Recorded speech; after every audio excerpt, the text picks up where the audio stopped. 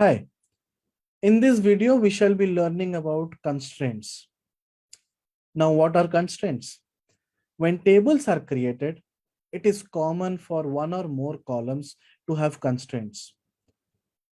Constraints associated with them. A constraint is basically a rule associated with a column that the data entered into that column must follow. For an example, a unique constraint specifies that no two records can have the same value in that particular column.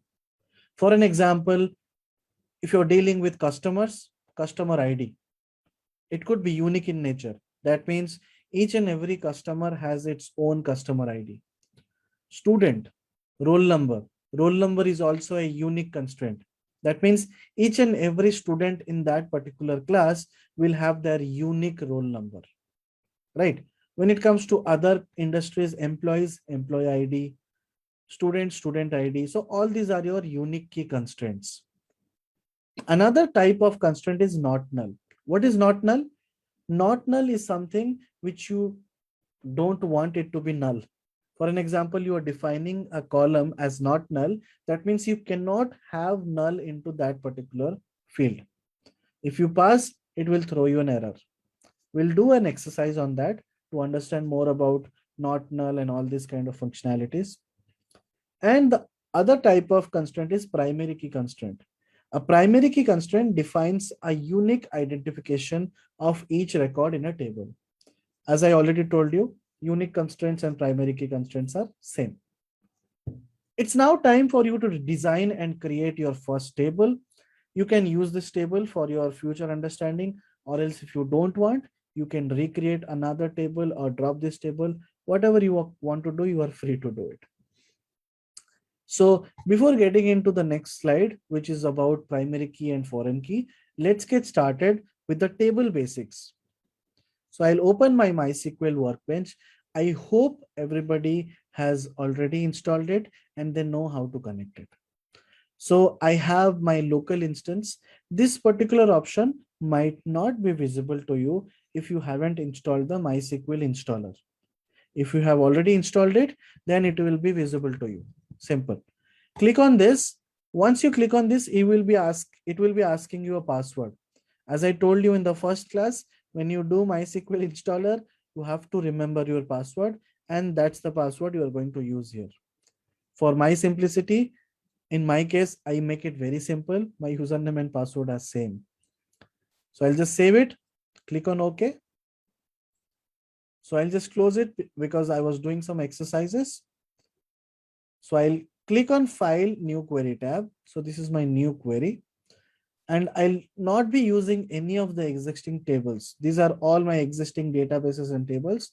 So our first task is to create a database and then create a table.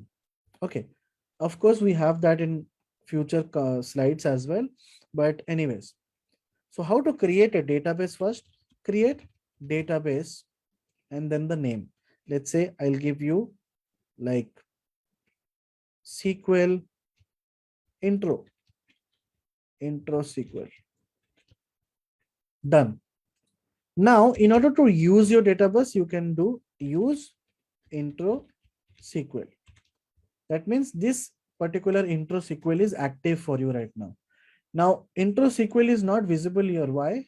You have to refresh it and then intro SQL is visible. You can see tables, views, stored procedures, and function.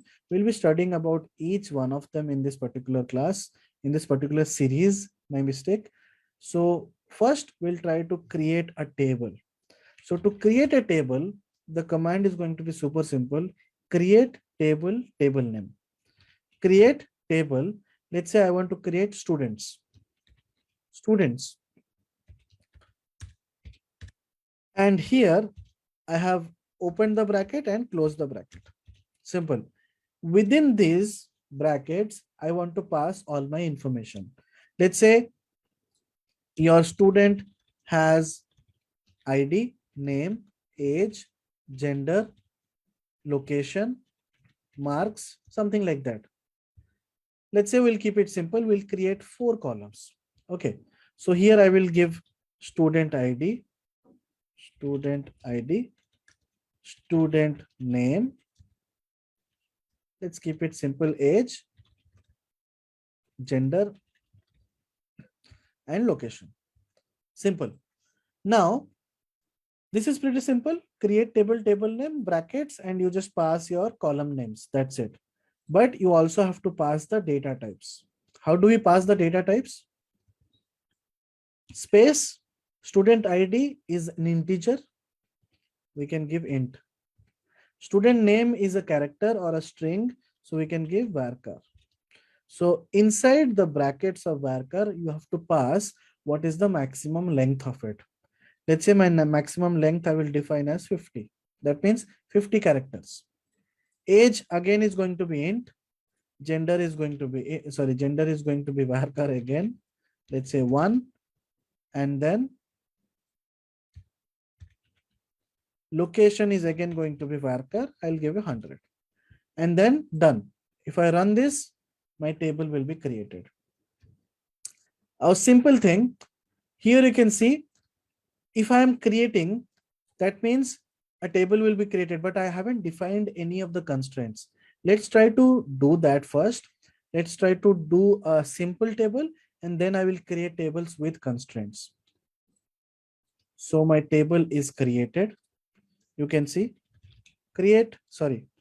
once my table is created, I can do the select query, select star from students.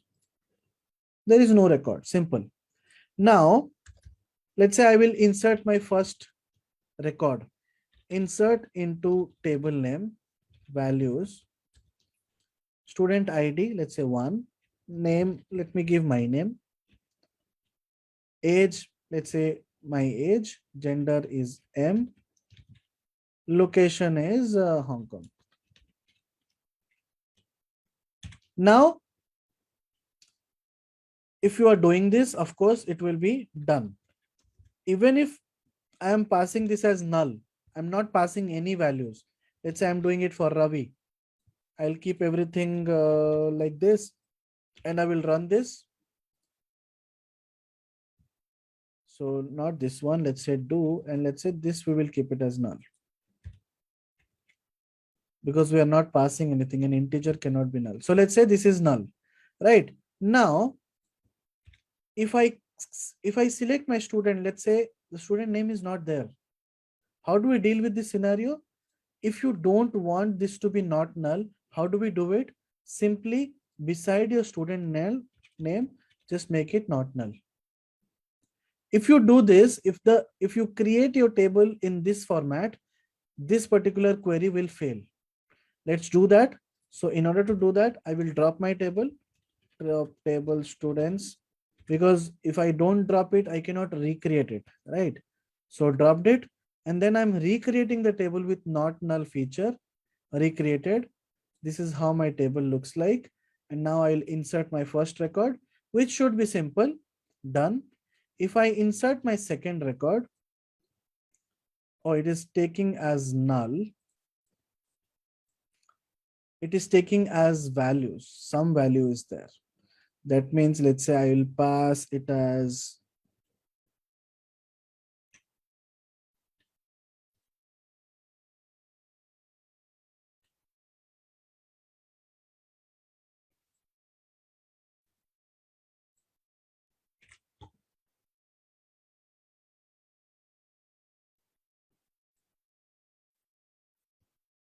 okay, my bad.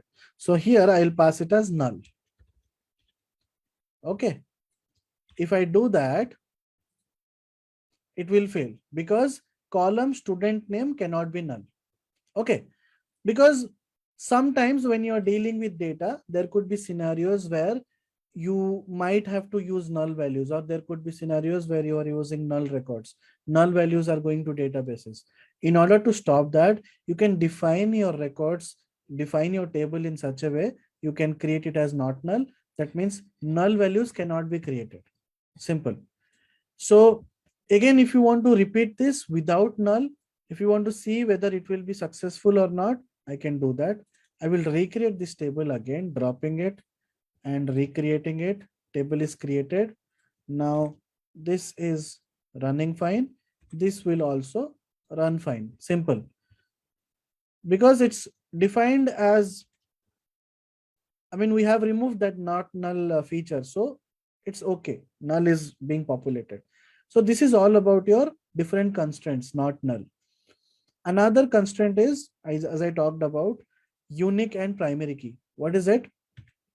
So there are two concepts which is called as primary key and foreign key. What is this? A primary key is used to ensure data in the specific column is unique and not null. For an example, you are dealing with a table called as student.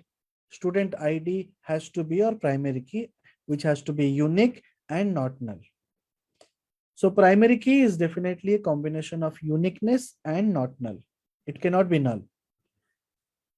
A foreign key is a column or group of columns in a relational database table that provides a link between table data in two tables.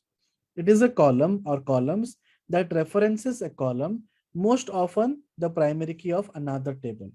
Let's say you have a table called as employees and manager. Employee ID, manager ID, employee name, employee salary. And in manager table, there is manager ID, manager department, something like that. Let's say you are combining two tables. Of course, there has to be a common linkage. What is the common linkage here? It's going to be manager ID. So manager ID, which is not playing a significant role in table 1, but is a primary key in table 2. So you can define your manager ID in table 1 as a foreign key. It's up to you. Even if you are not defining it, you will be able to join it. But it's always better to define your foreign keys. Okay. So moving on to the next one, primary key cannot be having null values and it is always unique in nature. Foreign key corresponds to the values of the primary key in another table.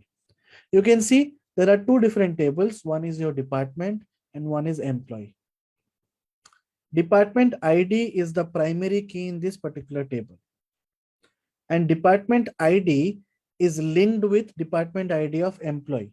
So department ID of employee is basically a foreign key of employee table. And it is linked with table 1. And this is how we can define it. So when you are defining something like this, internally a relationship is created between these two tables. So department ID is the relationship. Now let's try to do that. So we'll create table employee. We'll take the same example. Okay, create department. So here what all columns we have? Department ID, and then we have department name, then we have department address, then we have some, that's it. So here you can define int department name, let's say varchar 25, varchar 100, let's say like this. Now in order to define it as a primary key, if you just create this table, then department ID is not a primary key. You can still insert null values there. If you want to just try it out, you can do that. And you can see you can easily insert null values.